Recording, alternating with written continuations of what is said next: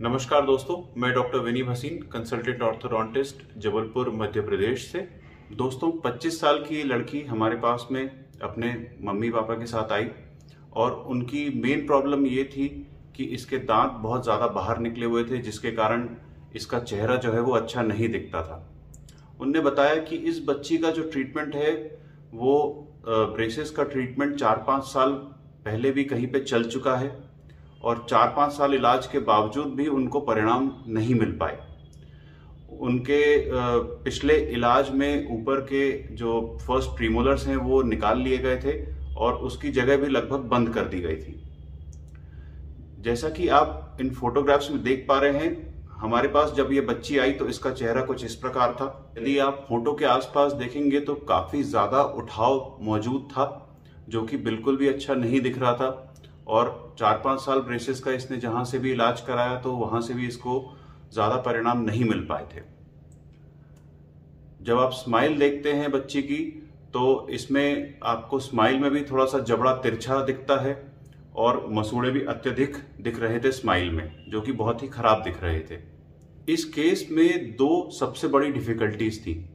सबसे पहली डिफिकल्टी तो ये कि दांतों को अंदर लेने के लिए हम जब प्रीमोलर्स एक्सट्रैक्ट करते हैं तो हमको जगह मिलती है और उसी जगह में हम सामने वाले दांतों को पीछे लेके जाते हैं। तो इस बच्ची के केस में प्रीमोलर्स पहले ही निकाल लिए गए थे और हमारे पास अब जगह बची ही नहीं थी, तो हम दांतों को अंदर लेके कैसे जाते।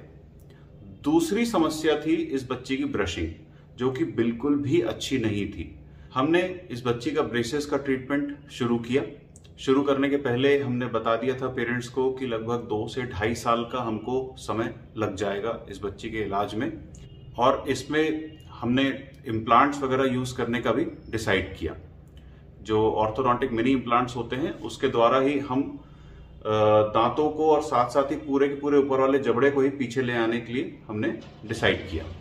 इलाज जैसे ही हमने शुरू किया तो उसके बाद हमको धीरे धीरे करके समझ में आने लगा कि इनके जो बच्ची की जो ब्रशिंग की हैबिट है वो बहुत ही खराब है और वो बात सुनती ही नहीं थी कि हमारे को अगर हम उसको बार बार बोले ब्रश करने के लिए, बार बार डांटे भी तो भी वो समझती नहीं थी।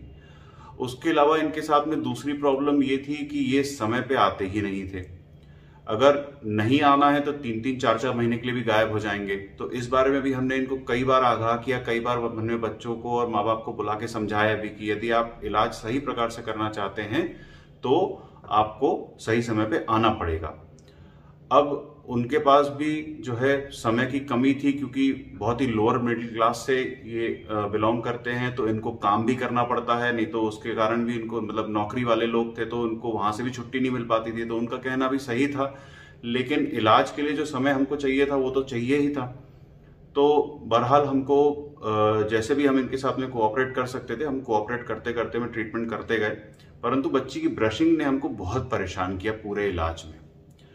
अब जब इम्प्लांट्स लगाने की बारी आई तो हमने बच्ची को इम्प्लांट्स लगाए। जैसे ही हमने इम्प्लांट्स लगाए, क्योंकि उसकी ब्रशिंग बहुत ही खराब थी, तो इम्प्लांट्स जो है वो निकल गए, लूज होके निकल गए।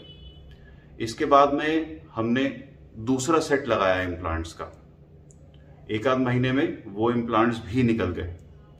इसके बाद में हमने जो IZC स्क्रूज आते हैं और BSS के स्क्रूज आते हैं, जो कि काफी कॉस्टली रहते हैं, हमने वो इनको लगाए। अब हमारे सामने समस्या ये थी कि उनकी जो पेरेंट्स है उनकी फाइनेंशियल कंडीशन अच्छी नहीं थी, तो हम उनके ऊपर और बर्डन नहीं डाल सकते थे कि भैया हम आपकी बच्ची ब्रश नहीं कर रही है, इम्प्लांट्स वगैरह फेल हो रहे हैं तो आपकी कॉस्ट अब बढ़ जाएगी।